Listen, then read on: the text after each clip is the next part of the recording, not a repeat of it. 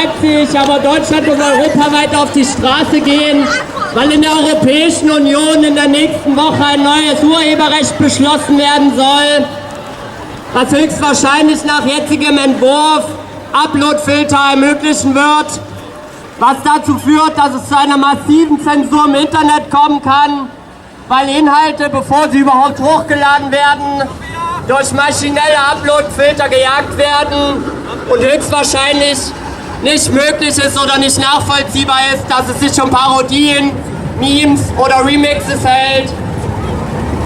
Da wollen wir ein ganz klares Zeichen gegen setzen. Wir kämpfen gemeinsam für ein freies Internet, für freie Meinungsäußerung und natürlich auch für eine faire Vergütung für Urheberinnen und Urheber. Mit Artikel 13 ist das aber nicht möglich. Artikel 13!